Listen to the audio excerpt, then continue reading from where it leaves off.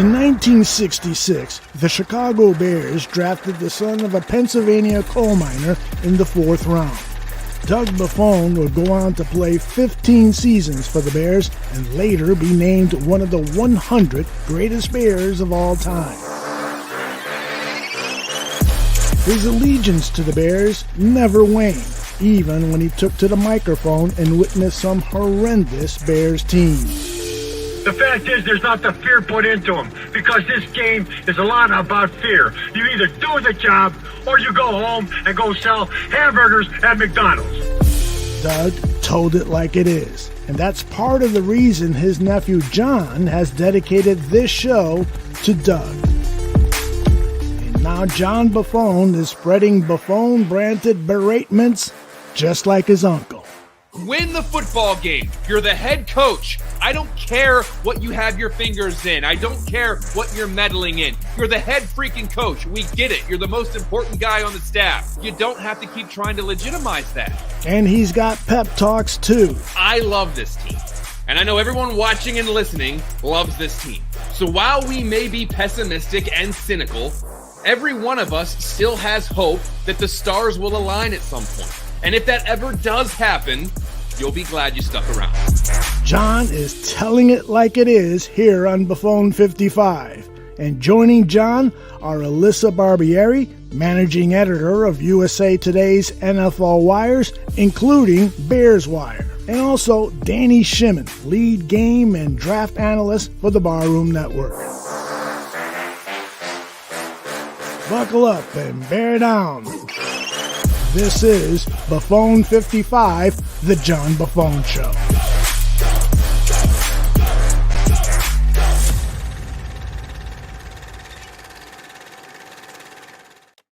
Hello and welcome to another edition of Buffone 55. It's a fast-paced approach at breaking down those lovable Chicago Bears. I am your host, John Buffone, and with me as always is my trusty producer and co-host, Alyssa Barbieri. Alyssa, we get to talk about something that we have not been able to talk about in 2 years. The Bears have won 2 games in a row. We are in uncharted water here. How are you doing tonight? John, I don't know what's going on. This is a very weird feeling.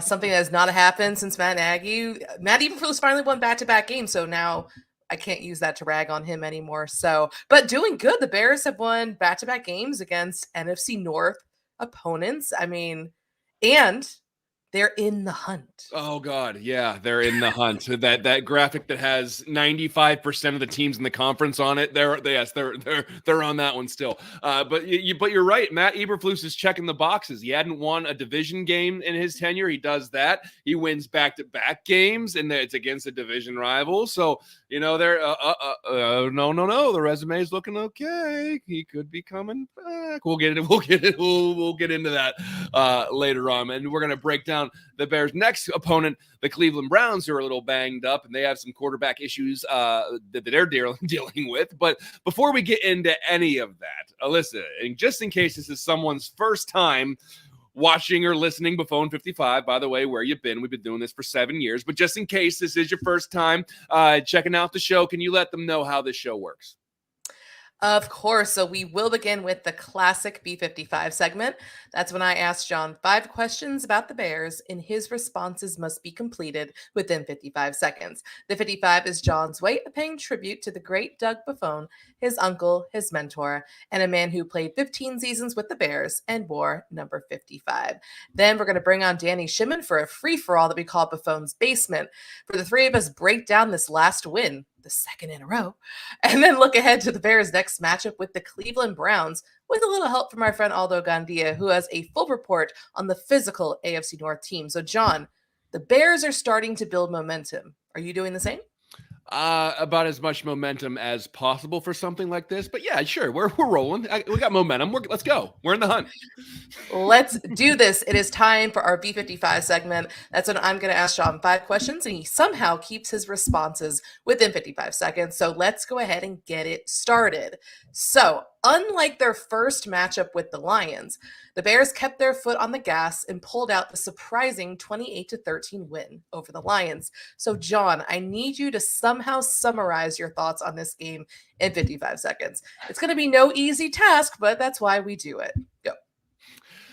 Well, I think like most Bears fans, I was being very guarded and cautious before I got too excited. Once again, they were up 12 points late in the game. And like most of the year, we're waiting for the big mistake. We're waiting for the other shoe to drop. And it never happened. The offense moved the ball and scored touchdowns. And the defense was flying all over the place. It was just nice to watch a football game in which my favorite team did things right and beat a team that they were not supposed to beat. It was really great because we actually saw two narratives shift immediately after the game. All of a sudden, the Bears are turning the corner. They're showing fight. They're not the worst team in the league. And the Lions are getting called frauds by anyone with a Twitter account right now. So obviously, Detroit is likely going to the playoffs and the Bears are likely not. But it was just refreshing to not be the butt of the NFL joke for the last 2 weeks. All around, it was a good Sunday for the Bears, and it was a really good Sunday for Bears fans. Yeah, like you said, I was waiting for something bad to happen. There was that moment after the Bears blew their 10-0 lead, and I'm like, oh no, we've seen this before. It's happening a little quicker than the fourth quarter, the last 5 minutes this time, but they were able to pull it off. And like you said, I think that this win, it felt like a statement where it's hard to imagine how the Bears started the season and where they are now. I know what their record says, but over these last few games, they're 5-4. I think we can agree they probably should be 7-6 at this point if they don't blow those 2 games. So it was one of those wins where it kind of feels like not only is it perhaps saving Matt Eberflus's job, but it feels like they're on the verge of something that they could build on for next year, kind of like the Lions from last year. It was a little, I don't know, interesting. Yeah, and I'm just looking at the chat room, and our friend Aldo put in there, oh no, Buffone said the Bears are not the worst team in the league, and he said that last year. Oh, I know. I said the forbidden phrase because I said that last year, and I just got my butt handed to me by high-profile analysts in the sports world, calling me out on Twitter. But I'm hoping that the Bears are far enough ahead that they're not going to be the worst team in the league whenever the standings come. I don't even know if it's possible now. But you know what? I said the forbidden words. The Bears are not the worst team in the NFL. So hopefully I didn't just put a curse on them. Yeah, unless the Bears just go win these last games and the Panthers somehow just kind of win out. That's not happening, and that's not happening. I just want to say that. Okay, I think I'm safe. I think I'm safe now. Okay, good. You are safe. So, John, like you said, there were some real positives to take from this game. The offense moved the ball, and the defense once again gave Jared Goff fits. So, coming out of this game, I'm curious: were you more impressed with the offense productivity or the defensive efforts? 55 seconds are on the clock. Look, the offense moved the ball, like I said. Justin Fields played well. DJ Moore and Cole Kmet put their stamps on the game, and they scored 28 points. But I just continued to be more and more impressed with the Bears' defense. They straight up have Jared Goff's number this year. In 2 games, Goff averaged just 198 yards passing and threw 3 touchdowns to 5 interceptions, plus that fumble in the last game. They kind of just got that dude figured out. So Montez Sweat is a crazy disruptor and is helping create opportunities for other guys. Jalen Johnson is getting himself paid at some point, and hopefully it's by the Bears. And Jaquan Brisker, what did he do? Just racked up 17 tackles, which is the most tackles by a Bears defensive back since the 1970 merger. So the Bears defense is starting to look like a Bears defense, bringing in Sweat and Eberflus taking over the play calling and having the team gel. There is a lot to be excited about with this defense, and I know I get excited about defense, and I definitely know Chicago gets excited about defense.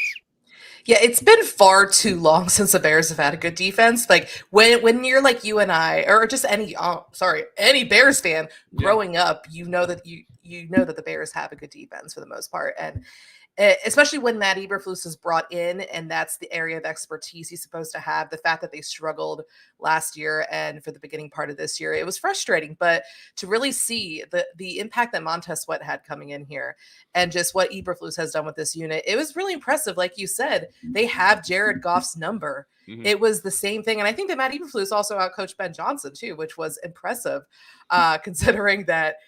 Weeks ago, we were talking about, Eberflus being fired, and obviously it's still on the table, but it was just a really impressive win. This defense continues to just stack impressive performances. They're a top 5 unit now which is just incredible. They had the second most takeaways since Montez Sweat joined the Bears. So just I'm excited to see what they can do against. I know I'm getting ahead of myself, but what they can do against the Browns this week, especially because they should have some things going in their favor.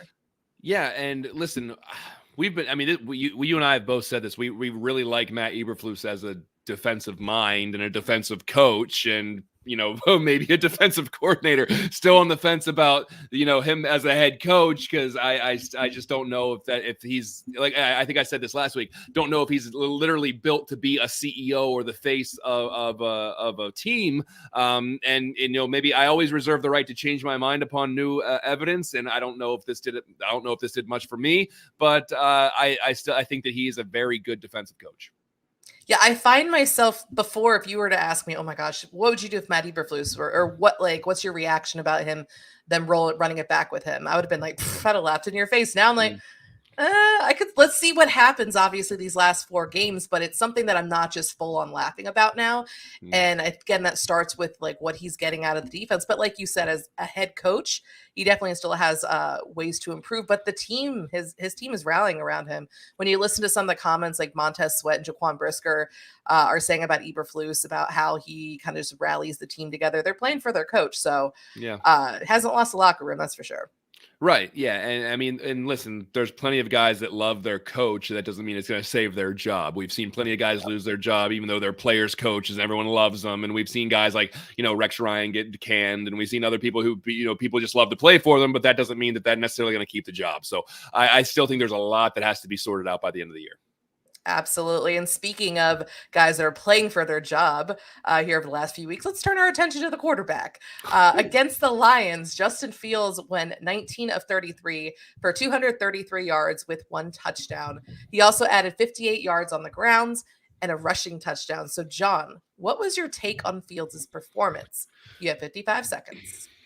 Well, I thought he was efficient and productive, and most importantly, no turnovers. So I think that's showing improvement. This was the kind of performance that we talked about at the beginning of the season, which would be considered relatively successful for what Justin Fields does. Throw for over 200 yards and a touchdown, don't throw any picks, and then add in some big runs for almost 60 yards and score a touchdown on the ground. And then he also showed some escapability when the pocket collapsed, but I think they may want to limit the amount of hits he's taken because he took some absolute shots in that game, but he seemed okay.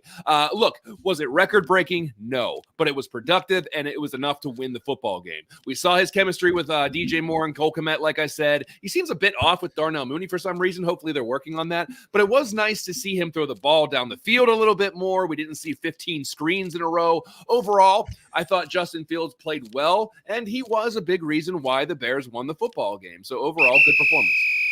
Yeah, and I think that we can both agree that Fields was the better quarterback out there on Sunday. Obviously, big ups to with the Bears defense and to Jared Goff. But like you said, it wasn't like a really flashy performance, but he did what he needed to do. It was efficient. He got the job done, whether it was on the ground early with his legs. And it looked like he kind of got a little banged up with a couple of those hits, including some late hits that were not called. Right. And then so he kind of like relied more on his arm. And again, the Justin Fields DJ Moore connection is just fun to watch. And when you listen to DJ and he's like, Justin needs to be here next year. He's like, I'm doing well with this guy, right? I'm over 1,000 yards. This is probably the best quarterback I've played with. So that connection is definitely there. So it's just, I was impressed with what Justin Fields did against the Lions. And again, like you said, no turnovers. I think that's something that we're really focused on here down the stretch because he's had some fumbling issues. So I think, and I hope I don't jinx him by saying this, he hasn't thrown a pick in 3 games. So I'm going to knock on wood there. Sorry. You can all blame me if that happens next week. But I mean, they are playing a really good Browns defense, so it's not all on me. Yeah, this will be a really good test. This will be good, and just to see how things continue to progress, and we'll see. I think that a lot of what do we have? 4 games left. There's still, I think the 4 games you can make a real statement at the end of the season of where you're going and what the direction of this ball team is going to be. Yeah, for sure. And it feels like, again, Fields and Eberflus are kind of linked. So it'll be interesting down the stretch here. And I think that Justin has, like you said, some opportunities to really prove himself, including starting Sunday against a really talented Browns defense. But last week we were talking about Matt Eberflus's future with the team. And you said that you didn't think Ryan Poles had made up his mind yet. But now that Eberflus has won consecutive games, including one against the division leaders, do you think the needle has moved yet? 55 seconds and go. Okay, so I think this one actually did move the needle. I've said that I think Ryan Poles really likes Matt Eberflus and will look for reasons to retain him. Well, now he can see that the defense is playing much better. They have won 2 in a row with both wins coming against division rivals, one of which was the first place Lions. Now they have 5 wins. If they get at least one more, they're going to double their win total from last year, and Eberflus has some real ammunition going into the end of the season to make his case on why he deserves another year. Now, a lot of this depends on what kind of role Kevin Warren wants to take here. If he's just focused on getting a new stadium and staying out of football operations, maybe he's inconsequential. But I don't know if that's all he's focused on. And if he wants a clean slate, there will be a clean slate, whether it's a new coach, a new quarterback, a new GM, which I don't think is as likely. But still, he can probably do that if he so changes. So do I think this win may have had an impact? Absolutely, but I'm just not sure how much because I'm not sure who's pulling the strings. Yeah, no, that's a really good point when you talk about Kevin Warren's involvement, right? Because depending on, like, is he here just for the stadium or is he going to have control over football operations? He is Ryan Poles' boss, which was a change in dynamic, obviously, after Ted Phillips retired. So it's going to be interesting to see what they do. But it did kind of feel, like I said, like a statement win where it wasn't just they're beating the Commanders or beating a bad Panthers team, or they beat a Vikings team that had Josh Dobbs at quarterback. They beat the division leading Lions, who were like at the time the third, they still are actually the third best NFC team. So it did feel like a really impressive performance. And I don't buy into all of these people just kind of calling the Lions frauds at this point, because that takes away from what the Bears did out there. And you can't discount their performance and what they did. So it did feel like a really big win. So we'll see again. We have to see what happens down the stretch. I don't think one win is going to change everything. Now, ask the same question next week. If they beat the Browns, then we're cooking. Yeah, oh, absolutely. And so like, to your point, it's like, I don't want to say that you don't, I understand how enticing it is to call a division rival a fraud, but at the same time, she's like, we beat you. You must be a fraud because we're not good. So I mean, I understand that. They're like, no, they're a good team, and the Bears beat them because they played well. They were better than them on that day. So let's make sure that we give all the credit to the Bears and not just say, oh, it was because the Lions stink. No, the Bears played good football.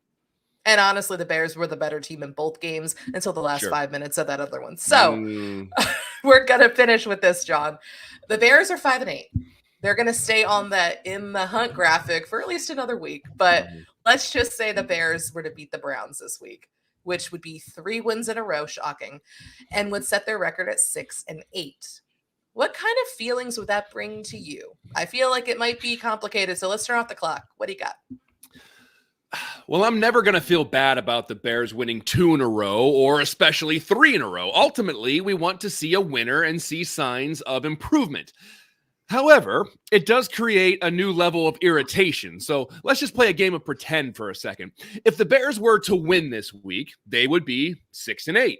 Looking back, if they hold on and win those games that they absolutely should have won against the Broncos and the first Lions game, they'd be 8-6. Hell, they'd be 7-6 right now. And instead of being a funny afterthought on the in the hunt graphic, they'd kind of actually be in the hunt with games against Arizona, Atlanta, and Green Bay to finish the season. You know, they say football is a game of inches, but holistically, 1 or 2 blunders can really sink your season. So I'm glad, really excited and happy that the Bears are playing better. But now it has the potential to open up a new wound of what if? That'll do it for B55. After this message, we'll talk more Bears with the Barroom's lead analyst, Danny Shimon, and preview the Cleveland Browns.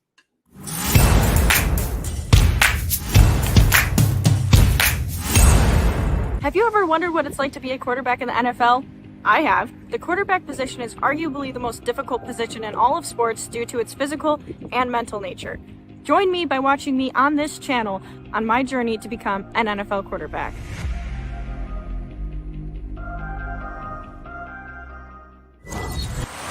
The best Chicago Bears content.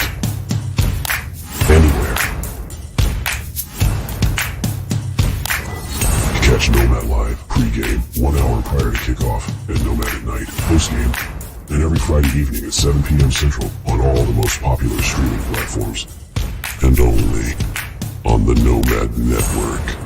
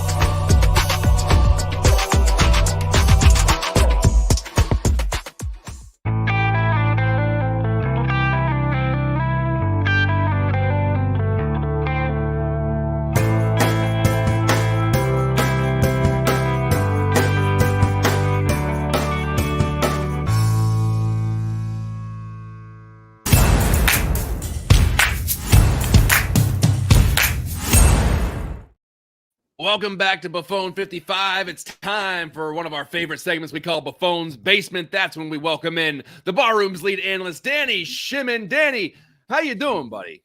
I'm doing okay, but why is there water in your basement here, man? It's kind of God, it's a whole other story, a whole other show, a whole other low blow. I almost had to do this. I almost had to do this show from a canoe. The benefits of being a homeowner is that whenever your basement floods, it's on you to get it all figured out, and especially when you host your podcast from your basement, it adds an extra level of difficulty. So luckily, we were able to get that kind of cleared up, and we're able to do this show. My flippers today. It's a good thing I put my flippers on. Yeah, I almost had my scuba gear on, so it would have been a pretty good show. But and that canoe was a two-seater, by the way, so that'll be a little bit uncomfortable for all three of us to be in that one canoe. You're right. Yeah, it would have been a little cramped, but cozy. All right, let's just jump into it because I want to start with the significance of Sunday's win against the Lions. On Mondays, Gabriel Talks Football right here on the Barroom Network. The former director of scouting for the Bears said Sunday's victory over the Lions was not a signature win. Here's exactly what he said. The record says, oh, they beat a real good team. You know what reality is? That's a really shitty football team. Okay. They won a lot of games. Do you know how many teams they have beat with a winning record all year? One. And that was the first game of the year. They haven't beat a team with a winning record since. So Greg Gabriel not really impressed with the win over the Lions. I will say it seems like, at least from a Bears standpoint, it might be a signature win because up to that point they had beaten Sam Howell, Bryce Young, Brian Hoyer, and Josh Dobbs, and so this from the Bears chart, it might be a signature win. But Danny and then Alyssa, we'll turn to you. Do you agree or disagree about that? Well, I kind of disagree with Greg, and I said after the game, actually, John, you missed it on Bear Football. I think Aldo was going to send me like a drug taking test kit because I was actually positive about Matt Eberflus and what he did on Sunday. But just to look at it, this team has won 9 games. This team is in first place. This being the Detroit Lions, obviously, they're in first place, so they are the team to beat in the division. And the Bears pretty much for of the 2 games, they pretty much, owned Detroit for 7.5 quarters. It was just that last fourth quarter in Detroit where the Bears let that game slip away. So they should have beaten Detroit twice, beat Minnesota, who's behind Detroit in the division. So and for a team that hadn't won, for head coach, had not won any divisional games up until his last two weeks, for him, it is a big game, I think, for Matt Eberflus and for that team. Again, a team that we've been talking about throughout the season, guys, that this is a losing culture on this football team. And now your young players say, all right, man, we controlled the first place team in the division, for 2 games. We let them off the hook one time. We finished them off this time. Minnesota, we went there and we beat them on the road. So I think this is a confidence building win for the Bears. And I think for Matt Eberflus, for a guy, again, hasn't won any divisional games up until these last 2 weeks, it was a big victory for his regime. Alyssa, what do you think? Was it signature win, big win, big deal, little deal? What do you think? Yeah, no, like I said before, I think it was a statement win, and I disagree. I don't think that the Lions are a shitty football team. There's a reason they've won 9 games for a reason. But I'll say maybe they're not as great as some are making them out to be. And I think the question has been, can they compete with teams like the Niners, the Cowboys, the Eagles? So I definitely think that if you're a team in the NFC playoffs, you obviously want to face the Lions more than other division winners, except for maybe whoever wins the NFC South there. But I think you're seeing this with quite a few teams at this point that are struggling and having to go through a little adversity. The Lions, the Eagles, the Dolphins, the Chiefs, like they're good teams that are being challenged right now. And they have some things to clean up before the postseason comes around. So, I mean, I think it's easy to kind of look at what the Bears did against the Lions, like Danny mentioned, dominated them for 7+ quarters. They should be 2-0 if not for that historic collapse in week 11. So, and say that the Lions aren't good because they got dominated by a bad team just kind of seems unfair, because it's discrediting what the Bears have done and what they've done against the division leader at that point. So, I mean, I think saying that they beat a bad Lions team is unfair because they were good before both those Bears games. So. Yeah, and that goes to Cliff's question that we just brought up. Are the Bears that good or the Lions that bad? I think they can meet in the middle somewhere, where it's just maybe the Lions aren't world beaters and the Bears aren't trash, and so the Bears are pretty good and they beat a pretty good football team. Because I don't think you can be a bad team and then beat all of the other bad teams. I get that their schedule has been kind and they're beating some of the the less than 500 teams, but you got to be a good team to beat those teams, at least a above average team to beat those teams. So maybe they're not the Super Bowl favorite. And listen, I remember some of the national pundits saying Detroit's the team, they're the Super Bowl pick at week 3, 4, 5. They said Detroit's going to the Super Bowl. So maybe we take the reins off that a little bit. But I still think they're a pretty good team that the Bears beat. And a big reason for that has been the emergence of that Bears defense. And I'll tell you what, there are some players on this defense who are indisputably making statements with their play. And one of us that I would like to highlight would be safety Jaquan Brisker. Alyssa, he had, as I talked about, it's like 17 tackles, and there are some disputes about the actual number 15, 17. Do you know the official number of tackles he had and how they compare with others? Because depending on what account you're looking at, it could be different. Yeah, I've seen 17, so we're going to roll with that. And it was just impressive to see what Brisker did against the Lions. He was a tackling machine. 17, that's just insane for a safety. Just incredible. And you look at, he had a forced fumble too, a couple pass breakups, 6 defensive stops in coverage, which was the most in week 14, according to Pro Football Focus. And those 17 tackles are the most by a Bears defensive back since at least 1960, according to Brad Biggs. And it's the most by any NFL defensive back in a non-overtime game since Michael Griffin had 18 with the tackles with the Titans in 2012. Jaguar safety Rayshon Jenkins had 18 last season in an overtime win against the Cowboys. And then when you look at what Pro Football Reference said, the record for the most tackles by a defensive back is 21 by Rodney Harrison with the Patriots and a loss to the Steelers in 2004. But just simply put, what Brisker did on the field was just incredible. It doesn't happen a lot. So it was an impressive performance by the second-year safety and hopefully a sign of great things to come for Brisker. Speaking of his future, Danny, how do you evaluate Brisker's play, and what do you think his ceiling is? Can he become one of the league's best safeties with a performance like that? Well, in terms of becoming one of the league's best safeties, I'll just pump the brakes on that right now. I mean, definitely he's a guy that's showing progress in his second season. The thing about Brisker and coming out of Penn State, this guy loves contact. He's a guy that will seek contact. He's a guy that loves being up around the line of scrimmage. He's for me, he's more comfortable at the line of scrimmage. What we used to call a box safety in the old scouting terms before things changed. Recently with the NFL with the systems and the offense and all that stuff. So he's a guy that loves being around the line of scrimmage. Is comfortable around there. Is a good blitzer. A lot of times where Eberflus sends him on a blitz, he's a guy that is very, very effective in terms of getting to the quarterback, able to kind of sneak his way up there, get him in between blockers and get in there and penetrate into the backfield.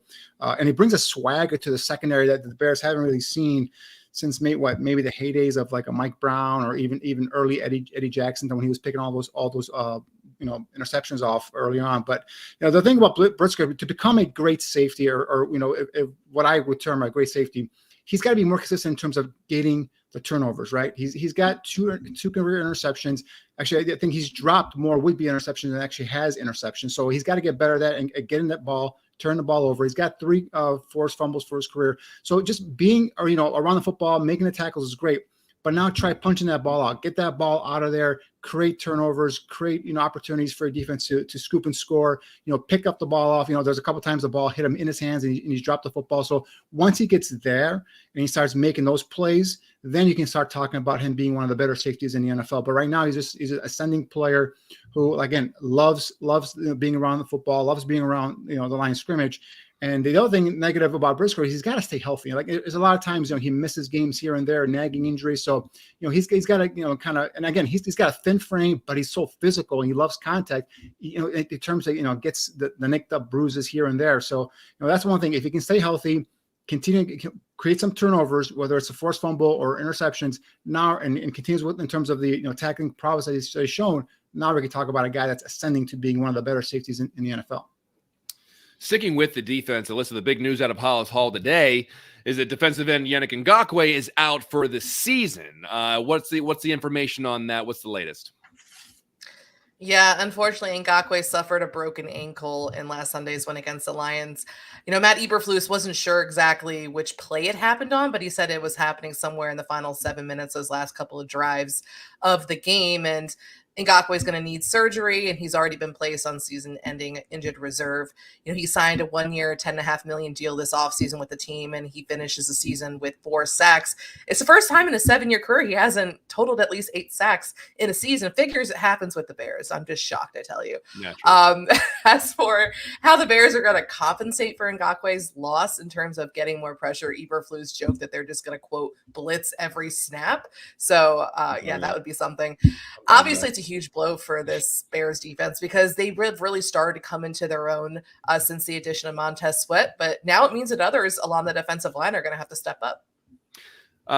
Danny, I'm going to pivot to you, and I'm going to go to a comment made by J2K. It says off topic, but I'm sure there's a huge. I'm not sure there's a huge drop off from Yannick to Walker and Green. So, in your opinion, who steps in for Ngakoue, and will it be a committee, or is there one person that might get the lion's share of snaps there?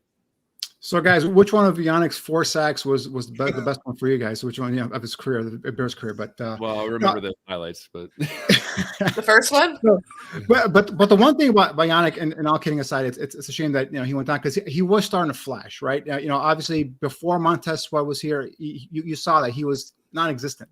He wasn't creating the pressure that we expected him to create when they signed him.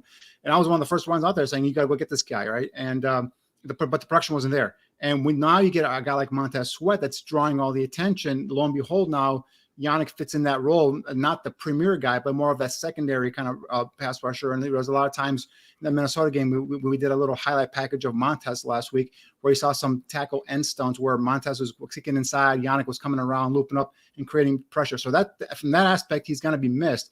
But in terms of who steps up, I think the natural guy is going to be DeMarcus Walker, the guy who was starting opposite of Yannick before Sweat got here. I think he's been kind of relegated to the secondary role, but then also kicked inside where I think he's effective as a third down defensive tackle. Walker, so now he's going to be starting opposite.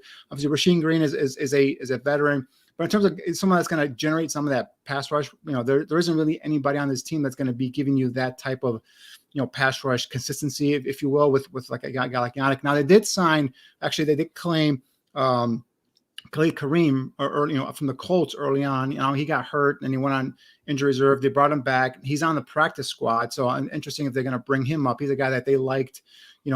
Based off of some of those, practices in the preseason with the Colts.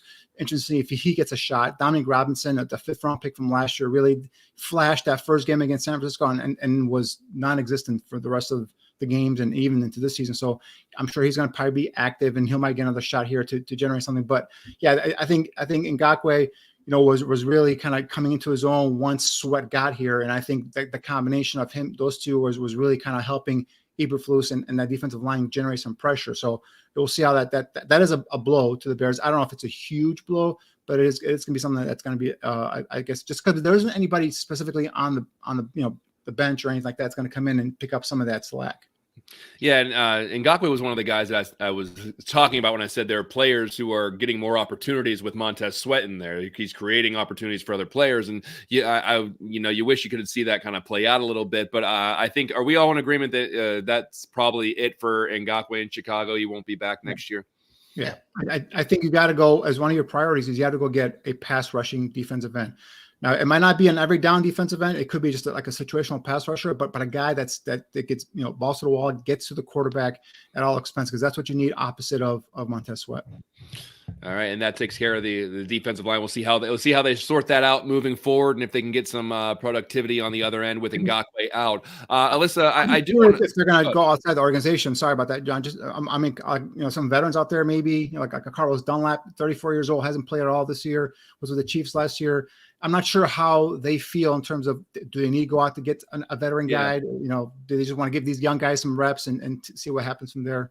If they were in a playoff push, I could maybe see that. If they were like really actually in the hunt, like they're angling for a wild card positioning, maybe they got to go out and see if they can get like a mercenary. Oh, I don't want to hear it, Danny. You said in 55 that you have hope now. Hold on. No, it's not so much hope. I would have had they beaten the Broncos and the Lions the first time. Absolutely, they playoffs. 8-6. Don't put words in my mouth, Aldo. Now I'm saying I went for playoffs. I can say it without laughing. Let's talk about the evolution of my opinion so far throughout just this last hour. I said the Bears weren't the worst team in the NFL to now they're going to the playoffs. That's how things have been manipulated. They're one game out of a wild card spot. Oh, here we go. Yeah. Yes. That Packers game could be for the playoffs. Just like the Lions last year. We were talking about whenever the Bears and the Packers both looked like they were dead in the water. We were talking about that game could mean the difference between like the 3rd overall pick and the 4th overall pick. And now we're talking about something where it might mean something. We'll see. I don't want to jump to conclusions. I can't get my hopes up for anything, guys. You know, optimistic, John. We don't get to do it very often. We can be cautious. Cautiously optimistic. Yeah, I don't know. Yeah, optimistic, fine. Maybe. What if they win Sunday? I can't keep letting them break my heart like this, because as soon as I get hope, that's when they're going to lose by 30 to Joe Flacco. So like I can't do it. That could happen. I'm not even tiptoeing into that water yet. It's just too cold for me. But we'll hit that next week. Oh sure. Well, maybe we'll see how it works. Maybe.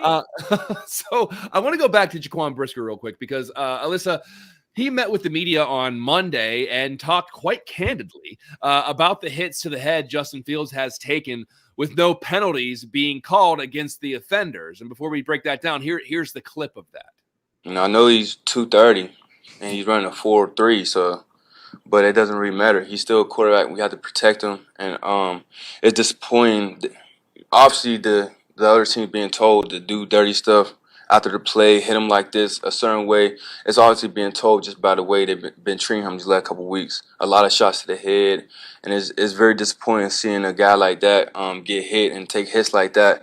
And one of those hits, God forbid, could be something very bad. So I think the league need to get on that. Alyssa, I'd say most Bears fans believe that Fields is one of the only quarterbacks not being protected by the officials. But then on Monday night, we saw a Packers defensive back just level a hit on a sliding Tommy DeVito, with no penalty called. Here, if you're watching the video version, you can see that right there. What's your feeling on whether Fields is being mistreated by officials, or is this just a systematic officiating problem in the NFL?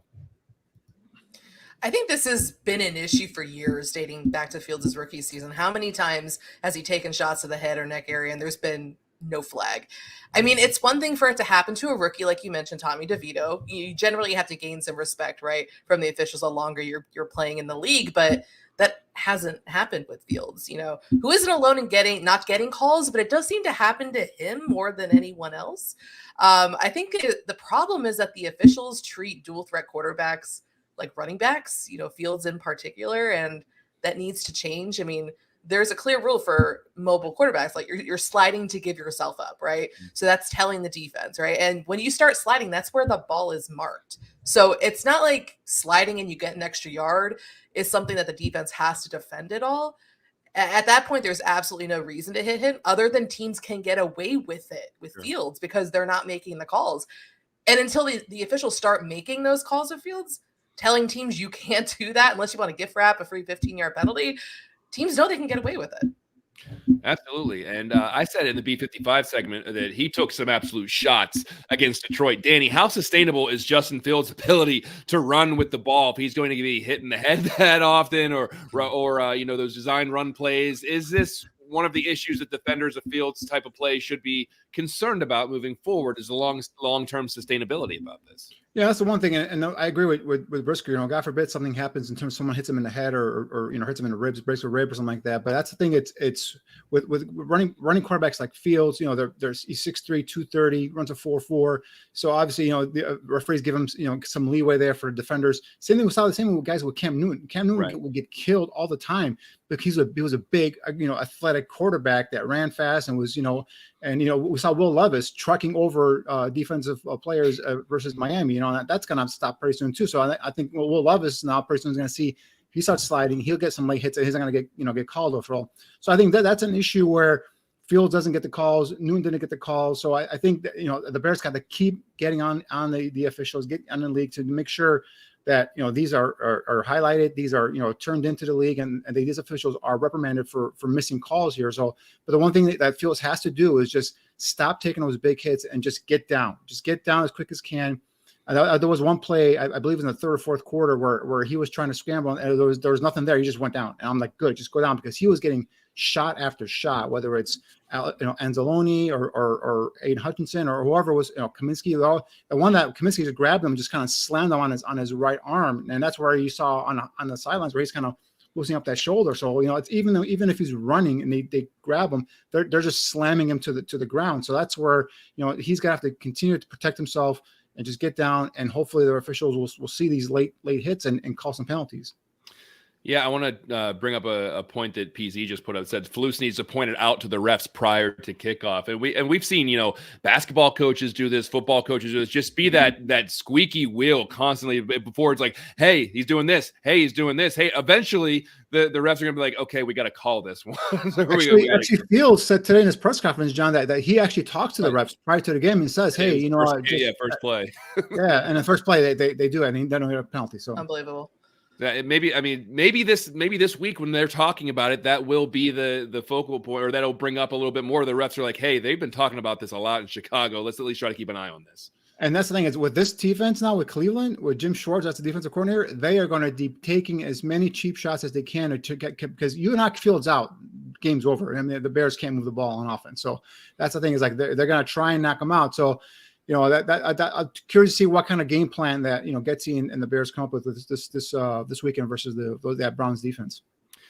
Also, interesting enough, Fields hasn't drawn any unnecessary roughness calls this season. None.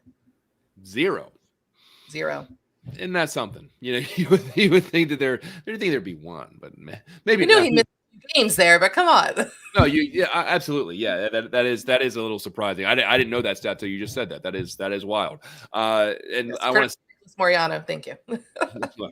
I do want to stick with the offense here. One of the guys that's paid to defend Justin Fields, and dare I say he's doing a much better job than the officials are, is Braxton Jones, the sophomore left tackle for the Bears. Danny, you have 3 clips you want to break down for us, but first, begin with what the profile for a left tackle should be for this offense that the Bears run, and your feelings on how Jones fits that profile. Yeah, I know. The talk about Braxton Jones, since he come back from the injuries is where I've been kind of focusing on him and seeing, because, as much as there's a question mark about Fields and the future and some of the other players on his roster, Braxton Jones is a guy that's under the spotlight as well. Because, with those 2 top 10 picks, top 5 picks potentially, there are a couple of offensive linemen that are coming out in the draft, specifically tackles, that could go in that range. And the Bears need to know if Braxton Jones is their future at left tackle. I was a huge proponent and fan of Jones last year. I felt like he needed to get stronger and be better at taking out power.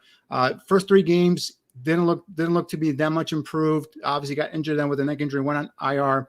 And then he's come back now and he's played 3 or 4 games now. And that's why I wanted to kind of highlight on him. I think he's done a pretty good job. Still some things that I'm kind of a little bit concerned about. But in terms of the profile for this offense, Jones is, man. He's 6'5", 310, 315, athletic. He's got the 35+ inch arm length. The guy that can move laterally. The guy that can maintain his position as he's run blocking. Going east and west.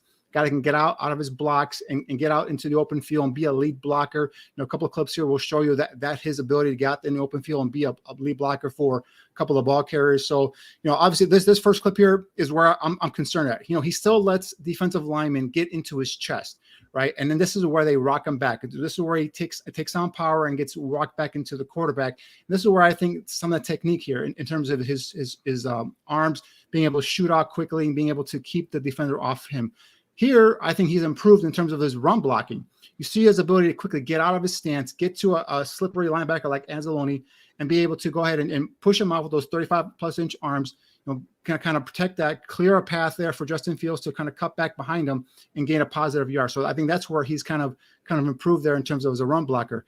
Here, I believe this is the one where he goes ahead and gets out into the open space, if I'm not mistaken. Oh, this is where he's taking on actually Aiden Hutchinson. So here again, once again, look at how his hands are late to shoot, allows Hutchinson into his chest. Hutchinson now makes him get up. He plays tall, loses leverage, and gets walked back pretty much to Justin. Justin was able to get rid of the football though, but that's an area where he's got to get improved on, get a better anchor, be able to kind of shoot his hands in a quicker format and keep his chest protected. Here we're going to see him. I believe this is where he's going to get out in front. And I talked about his ability, his cat-like quickness to get out in the open field, take on that defender, clear the way for Justin to go ahead and get that first down there behind that run. So on quarterback sweeps, on toss plays to the outside, a lot of times you'll see Braxton Jones out in front leading the way as a lead blocker. We have a couple clips here also against Minnesota as well, where we see some of his ability here as a run blocker. We talked about his ability to go east and west, maintain his position, especially in this wide zone scheme that the Bears run. You need athletic linemen that can move their feet, maintain their positions with their defensive linemen, and just wash them out or seal them off to give that running back a cutback opportunity. And here you see does a good job of, again, maintaining his presence or maintaining that touch and the position between him and the defender. Here he's going up against Danielle Hunter, one of the premier pass rushers in the NFL. And here we'll see what happens when Braxton Jones does play what I call play long, extends his arms, gets it out, and maintains that clean chest plate, is able to throw it off that press or that pass rush by Daniel Hunter there, and gives Fields enough time to get rid of the football. So this is where he's got to improve. He's got to get consistent in terms of playing long with his arms, maintaining that area between himself and the pass rusher. This is going to be another play here where he's run blocking. Again, moving laterally here and being able to maintain that position and washing that defender out of the way, giving that running back an opportunity to cut back behind him or even clearing a lane for the running back to go to follow his fullback or follow his other lead blockers to get up and get positive yards. That's why the Bears are one of the better running teams in the NFL. Braxton Jones and that offensive line are keys in terms of getting those running backs, those lanes, and those cutback opportunities to go ahead and make plays. There's one more game here against this past week against Detroit. Again, I want to show you here the inconsistencies again with him, just his arms, again, just shooting him out quickly. John Kaminsky, who is not the elite pass rusher, gets into his chest, walks him back. Now, Kaminsky does play tall as well, so that allows Jones to go ahead and kind of, regain his momentum and kind of, stall him there for a bit. But again, just the inability to protect his chest, allow a defender into his torso, gets pulled back and gets pressure on the quarterback. This is where he's got to continue to get better and continue to improve, and I guess also get stronger. And again, this is the big play here. This is that DJ Moore touchdown. Guess who's out in front in the open space, leading that path? Key block right there, clears a path for DJ Moore to get into that touchdown. Him in the open field with that athletic ability, with that frame and his ability to get up to the next level of defenders, second and third level defenders, is what the Bears love about this kid. And I think just there's some technique things he's got to work on. He's got to get stronger at least. But again, power is where he struggles. Speed, he's generally is good versus speed. Power is where when a defender gets up into his chest, they walk him right back into the quarterback. And this week going up against Myles Garrett, that is going to be scary. So if he doesn't play sound technique, if he doesn't get some help there, it might be a long afternoon for Justin Fields back there. And before we move on, Danny, just in your opinion, some of those shortcomings you're talking about, are those things that can be improved upon and increase his ceiling as a starter, or does he have a low ceiling? No, he can get better. I mean, this is only his second year. Came out of Southern Utah, 5th round pick. I think this is a guy that can definitely get better. He's got the physical traits. He's got the athletic ability you want in this scheme. And assuming the Bears keep this scheme, this system, he's the perfect left tackle for them. He just got to get stronger in his base. He's got to get more consistent with his technique. If he gets that, we showed Daniel Hunter, one of the premier pass rushers. He was able to extend his arms, keep his chest clean, and he was able to keep Daniel Hunter at bay and give just enough time to get rid of the football. Being consistent with his technique, getting a little bit stronger in terms of his anchor. I think now you're seeing a guy that can be a very good left tackle, starting left tackle in the NFL for a long time. Good news for Bears fans, and then they can use that pick for something else. If they like where Braxton Jones is trending, then that pick can be used for another area of need. But let's go ahead and let's talk about the present. Let's turn our attention to the Cleveland Browns. Alyssa, I saw that you wrote about how Vegas looks at this game, and I understand that the Bears are underdogs again this season, correct? That's right, John, but it's not as big as everyone thinks. I mean, I've seen that it started at like 3, so it kind of sounded like they weren't really sure where this game was going to go. But the underdog Bears have something to prove against this Browns team that's making a push for the postseason with their 4th different starting quarterback this season. So for more on the Browns, let's go to the Podfather and his weekly video essay on the Bears' upcoming opponent. Here's Aldo Gandia. Cleveland Browns will improve to 6-1 at home. Great. Fake and throw. Flacco wide open. Touchdown, Njoku. Coach Joe Flacco really likes it. 2nd and 5. Open man, Njoku. He could go. Touchdown. They're going to snap it. Flacco throws. Open man. Could go. David Bell. Touchdown. They get 311 yards through the air from Joe Flacco, 3 touchdowns. Joe Flacco! There's a strong case of Flacco fever running throughout Cleveland. Hey, I wish we would have paid that Deshaun Watson money to Joe Flacco. I feel like he deserves it, honestly. Well, obviously it feels good when it looks like people have confidence in you. It feels awesome to go out there and get the win. I do feel like we're doing a lot of good things. I appreciate you guys having me, man. I feel like a 10-year-old kid out there. But he's not 10 years old. He's 38, and while the division win against the Jaguars has fired up the Cleveland faithful, there were faults to Flacco's game that might heavily favor the Bears' defense. They're down in 4. Flacco intercepted. Flacco threw a pick last week, and he throws one here. The interception against the Rams came at a crucial point in the 4th quarter, and when the Rams sealed the win, they sent a reminder to the NFL that Flacco is not fleet of foot. Flacco in trouble, and Flacco is down. It's a safety. While Flacco has only been sacked 3 times in his 2 starts, that number could increase this week. His starting center is suffering from a stinger injury, and his right tackle is out for the season. The Browns have had more than their share of black and blues, and worse this season. Outstanding safety Grant Delpit was ruled out for the season this week, as well as defensive tackle Maurice Hurst II. Add to that pass rusher Obo Okoronkwo. He had pec surgery this week. Feel badly for those guys. They're a big part of who we are. They certainly have been a big part of our success to date. But we'll, next man up. Stefanski's calmness on the matter is helped by weapons on offense and defense. Running back Jerome Ford is closing in on 1,000 all-purpose yards. Walks the tightrope. Receivers Amari Cooper and Elijah Moore each has 50 or more catches. Hauled in by Elijah Moore for the first. And tight end David Njoku leads the team with 59 receptions. Touchdown, David Njoku. Dillard on Garrett, absolutely no chance. And on defense, the Browns have a nuclear weapon named Myles Garrett. Myles gets a ton of attention. Breaking news in the Sports Center. The coordinators, when they're getting ready to game plan for him, the game plan is built around stopping him. So he gets a ton of attention via tight end chips, running back chips, slides to him, and he's a difficult guy to block. So there's always going to be plays that the offensive line is holding on for dear life, sometimes literally. Against the Jaguars Sunday, the Browns forced 4 turnovers and totaled 4 sacks.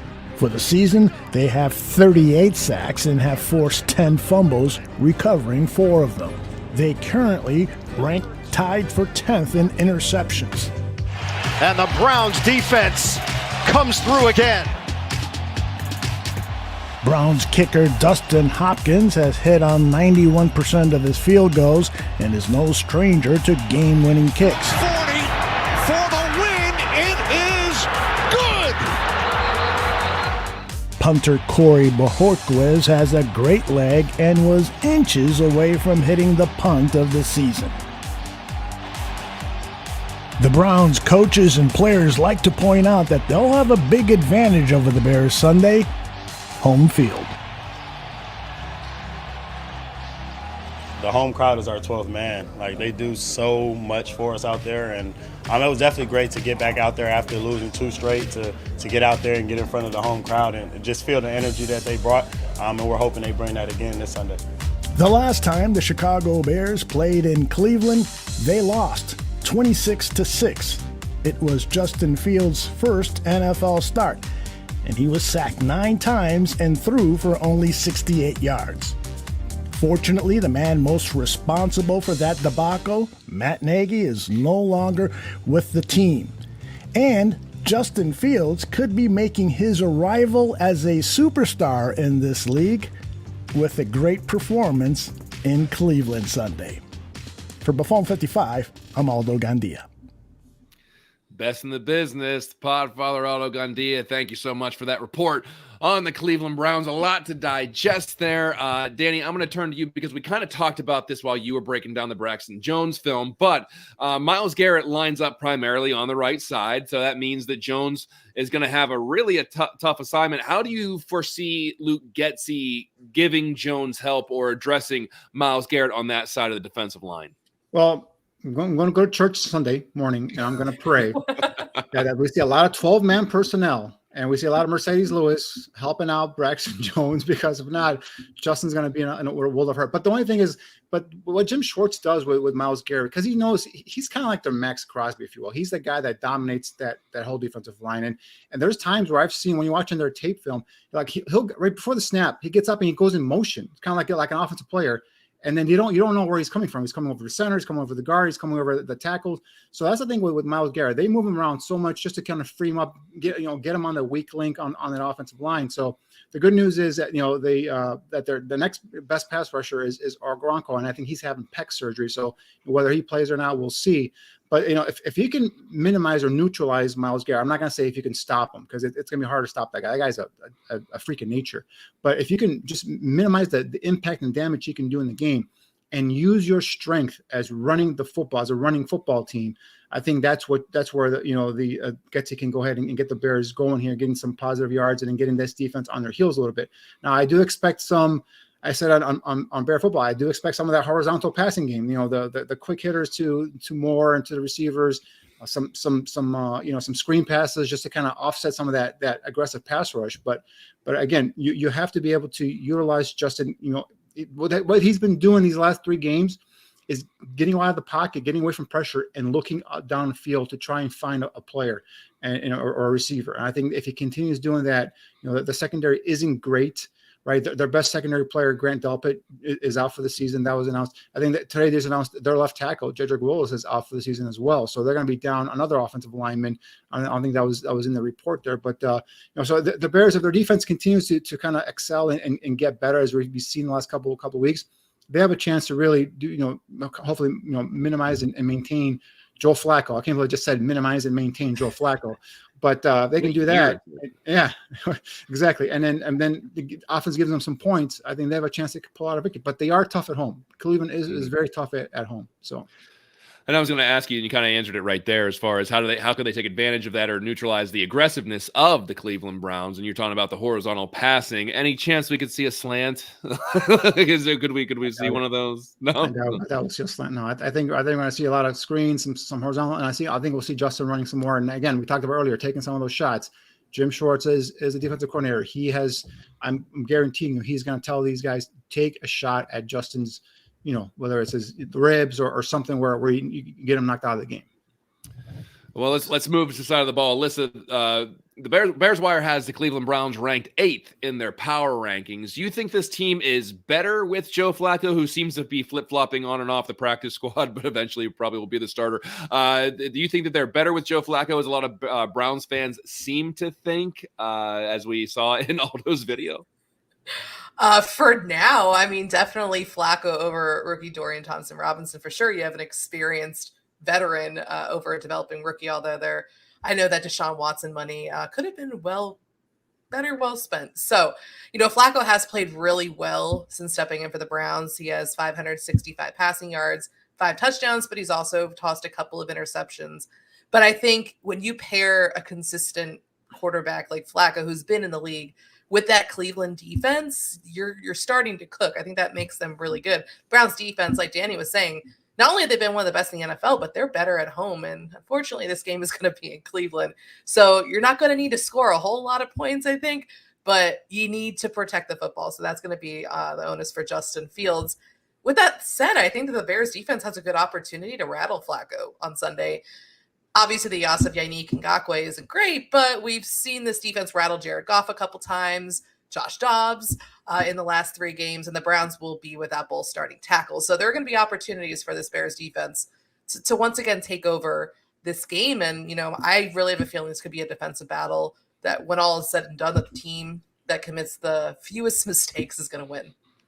And they're also, it's a stationary target back there with Flacco. You don't got to worry about him moving the pocket or getting free or moving up in the pocket and taking off down the field. That's just not going to happen. So in passing situations, they can kind of pin their ears back and just go after him and not worrying about, oh no, we needed to contain Joe Flacco. So I just don't see that being something that they have to worry about. Do you think?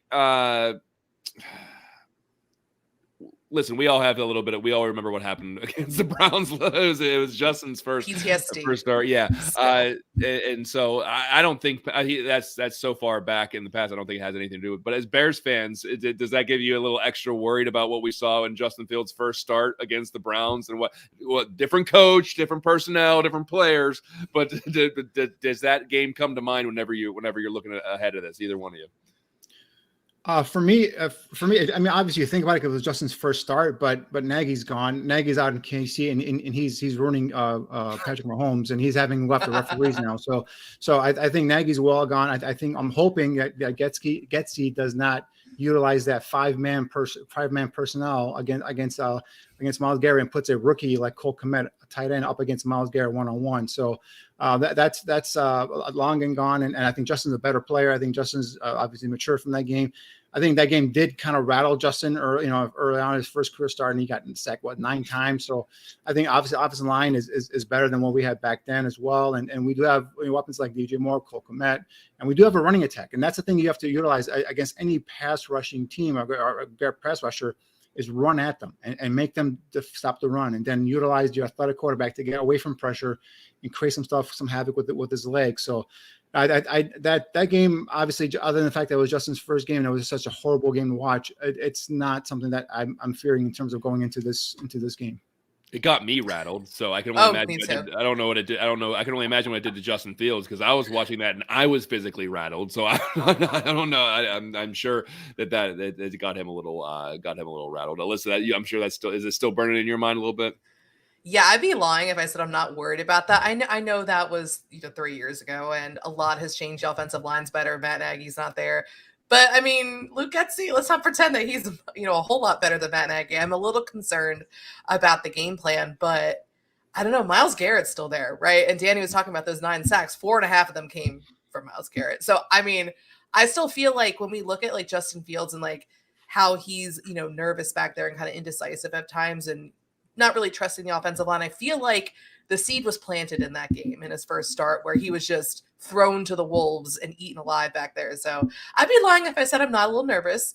I do think that it'll be handled much better. Justin is a better player than he was then, a lot more experience. But I'm going into this a little nervous because Myles Garrett is still on that team, and that's a really good defense. Alyssa, you're welcome to join me at church Sunday morning. I'll be there. Let's go. Alyssa, you're talking about how it's going to be better. I mean, the bar is set so low, it couldn't possibly going to get sacked 10, 15 times. So don't put that in the universe, Sean. The bar is set pretty low for it to be a better just overall performance or a game plan, I should say. Before we start doing our exit stuff here, I do want to go to a question that Joe Treviso brought up for you, Danny. Danny, if Fields has success against the Browns defense, will he get praise or will there be excuses? Well, if he has success, I'm not sure what excuses there would be. I mean, other than, to me, guys, you guys know I'm a Justin Fields fan. I think since he's come back from the thumb injury, I think he's shown progress. He's getting better. My thing with him is his ability to kind of, manipulate the pocket now a little bit. He's buying some time, looking to find guys down the football field. I touched against Detroit and Minnesota, the ability to climb the ladder in the pocket, step up in the pocket, and make dime throws, down the field. That throw on that 4th and 13 to DJ Moore, that was a beautiful throw. Draw Hutchinson off sides and then be able to just throw it on the run to DJ Moore. Those are things plays he's making from the pocket. There was one play where it was negated because of a holding call, but he escaped pressure, ran around, and then found Cole Kmet for about a 25-yard gain in the middle of the football field, and but that was negated because of the holding call. I mean, he's doing stuff like that now, so I think he's getting better. He's progressing there, and you go on the road, and if you're Justin Fields, and if you're Matt Eberflus and his team, and you go on the road and you beat a team like the Browns, who are coming off a victory, who have a pretty damn good defense at home, who are the 5th seed in the AFC right now, that's going to be a huge win. And this is, again, John, I know you don't want to get your hopes up, but if they beat Cleveland, all they'll have left then is Arizona on Christmas Eve, the Falcons on New Year's Eve, and then the Packers game. That could be that week 18 could be a wild card match. Winner goes to the wild card game. So. Danny, they got to buy a church at that point. They got to get past Cleveland. If they get past Cleveland, John, all bets are off. Guys, the holidays are tough enough. Like we don't need this. But that goes back to what one of my points was during B55. If they beat the Broncos and they beat the Lions before that, look what's on the table at the end of the season. Because right now they brought. Go ahead. Finish. I'm sorry. Go ahead. Would they be in a playoff spot right now at 8-6? Yeah. And then they have one of the easier roads to finish out the season, and they'd be in the playoffs. But go. That's why I'm not sold on Eberflus as the head coach moving forward. Has the team gotten better? Yes. Is the team playing for him? Yes. Is he a better defensive coordinator than Alan Williams? Hell yes. But I just don't see him as that leader that's going to lead this team to the promised land. And those two victories or losses should have been victories. You win those two games at home with double-digit leads in the 4th quarter, you're cruising, or not cruising, but you're well into position to make the playoffs here. Yeah, and just Bruce Alia just says, John, have some faith. I want to have faith. I have faith, and I will be cheering for this team to win every single minute of every single game. I always say I just can't keep putting my heart out there for them to smash. So if they get, I think you're more pessimistic than me, and that's a first. I'm not being really pessimistic. Less optimistic, I should say. Sorry. I'm guarding my inner peace because I've done this so many times. I'm like, okay, they're on it. It's coming. And guess what? It just falls apart. So I hope. And I'll be there at church on Sunday praying for all that too. Like, please pull it out, and then I hope to see that come to fruition. It's just that I got to be cautious. I can't keep throwing my heart out there for them to smash, just to hit with a mallet. But I hope it comes true. I really do. I really hope to, and I hope that. I always say I'd rather be wrong 1,000,000 times and the Bears win than for me to be right and they lose. I don't care about being right. I care about winning. I don't care about having the wrong opinion. I don't care about if I have to change my mind on something upon learning new evidence, because that's what a pragmatic mind should do. But if I'm wrong, I don't care. Just win the football game, win games, go to the playoffs. I picked them to go 1-4 these last 5 games. So a question for both of you guys. What if a win means the Bears keep Eberflus and a loss means they fire Eberflus? How would you feel? Oh, boy. Well, what happens the last 3 games? Yeah, it's like, does if it does, I mean, if it means they get into the playoffs, win it. Yes. And listen, and Danny, I tend to be with you a little bit as far as I'm not sure if Eberflus can be the CEO face of it. I would love for him to be the defensive coordinator. I would love for him to be a senior assistant head coach or whatever title they'd want to give to those people now. But I always want to see them win. It's hard for me to just be like, just lose so this guy gets out of here. I mean, I even had a hard time doing that with Matt Nagy, and I wanted to see him out of there more than anybody. And it was just like, I can't root for them to lose. I can't do that. It's not. And once again, I'll say it. For the millionth time, if someone is, they want to see better draft positioning for tanking, or they want to get a guy out of there. I'm not a gatekeeper of how somebody, handles themselves as a fan. So I'm not going to say anyone is fanning the wrong way. I don't care, because all of us just want to see the Bears be successful. So if somebody want to be like, okay, do lose to get this guy out of here because I just want to see the Bears win, that's fine. We all may take different routes, but we all want to get to the same destination. So for me, I'd still root for them to win, but I'm with you where I'm not overly sold with Flus necessarily being the guy. I don't know. Yeah. It could change. I'm just not there yet. Yeah, I mean, for me personally, I want to see them win because I want to see this young team just finally get over the hump and start winning some games, just for their overall confidence and just you see how they are now with once these couple of wins, right? You see the smiles, you see Justin being more relaxed at the podium, and you see Eberflus being even more more goofier than he normally is at the podium. So it's this. But I just, even if they win and they went out and they make the playoffs or don't make the playoffs, if they went out, I think they're going to bring back Eberflus. And at that point now is, Ryan Poles, Kevin Warren, do a deep dive into this coaching staff and say, all right, we've got to do something here in terms of, are we keeping Justin? Is this the quarterback? I say yes, keep him, build around him. But then, all right, so how are we going to help Luke Getsy to kind of get over his hump in terms of young developing play caller with a talented quarterback? It doesn't seem like he knows how to design an offense for. So that's something that Coach T and I touched on Bear Football after the game as well. So. Yeah, and I'll say this because I said this about Matt Nagy, and I think it's applicable here, where I said if your head coach was fired tomorrow, would he get a coaching job right after that? And I think maybe Matt Eberflus would not get a head coaching job right after that, but he would be scooped up as a defensive coordinator very, very quickly because of how he has brought this defense around as a play caller and his scheme. If he were to hit the open market tomorrow, if he wanted a defensive coordinator job in 5 minutes, he'd probably get it. So I couldn't necessarily say the same about Matt Nagy because of his job as an offensive coach and an offensive play caller, but you can say that about Matt Eberflus as a defensive play caller. So there's a big difference there for me. And even in terms of tanking, you don't have to worry about that because Carolina's already taking care of the first. Yeah, they already got the first overall pick. So You know what? Why not go for it? Why not go for it? Oh, John, don't get yourself excited. What are you doing? Can we take a moment to appreciate this moment? We were talking about Eberflus being like weeks ago, like get him the hell out of here. Now we're talking about the idea of him sticking around next year, and we're kind of on board, but we'll see. We're talking about the Bears winning out, for God's sakes. Why are we like this? We're talking about the Bears winning out. It's a damn schedule graphic that Aldo puts up. It always gets us into a good mood. It's just like it does. Yeah, it's just like, we do this one and do this one and do this one. Oh, there's a path. There's a path. And then you know what? Like I always say, we're going to talk about this, and then next week it's just going to be a massive mess of melancholy where it's just everyone is just like, we were so excited for 10 minutes. So guys, when is the pregame show from the church on Sunday morning? A live stream from exactly. We could do like a team prayer. Yes, firefly prayer.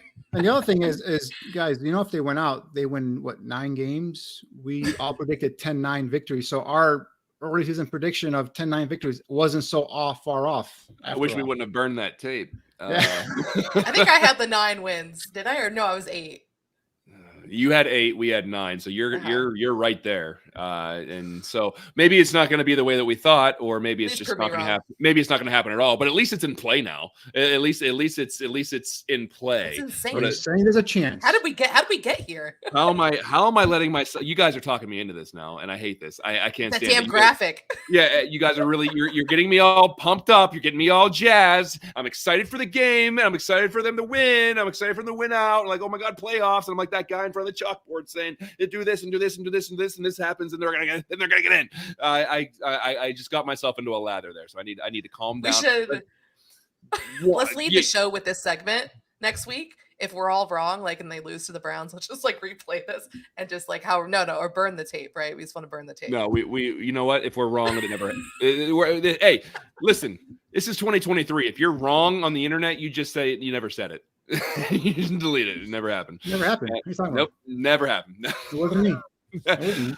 All right, let's get out of here. Alyssa, I'm going to start with you. What's going on over at Bears Wire? I think you're probably on your 50th article by Wednesday. So what can we expect going forward? Oh, definitely 70th at this point. Yeah, we've got Bears fans covered throughout the week with pregame, in-game, post-game content, along with any possible 2024 offseason news, speculation, draft coverage. Yes, I'm doing like mock drafts and mock draft roundups at this point, but also they're still in the hunt. So, hey, you never know.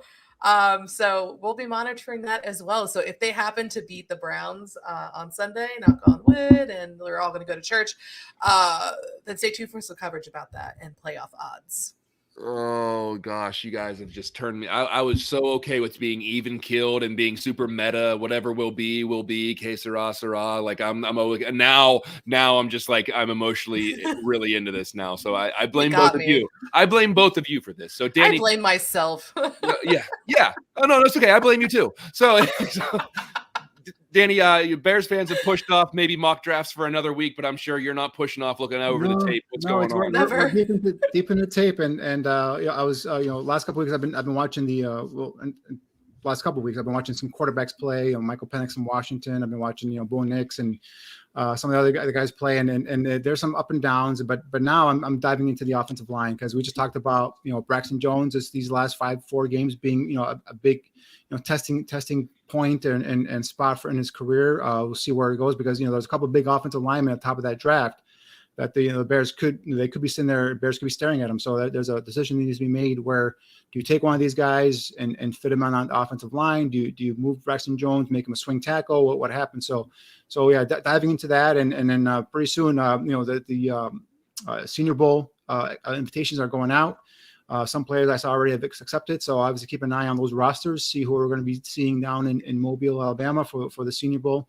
In my opinion, one of the better All-Star games, college football All-Star games out there. So yeah, a lot of things going on regarding the draft.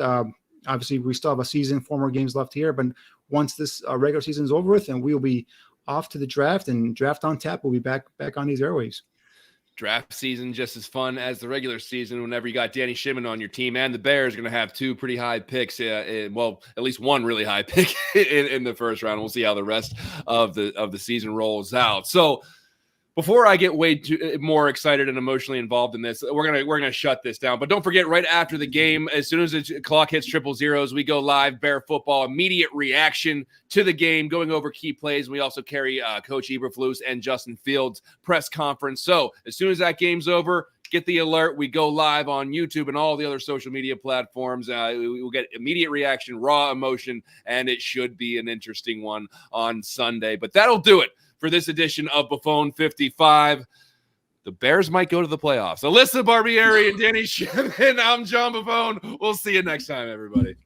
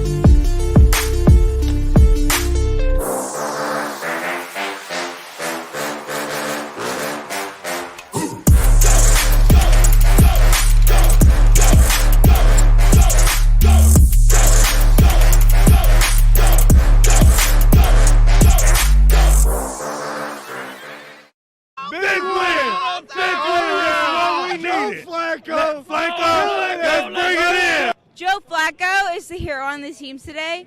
It's amazing. That old guy can throw. He knows what he's doing, that's for sure. Love Joe Flacco. Love the Browns. Woo!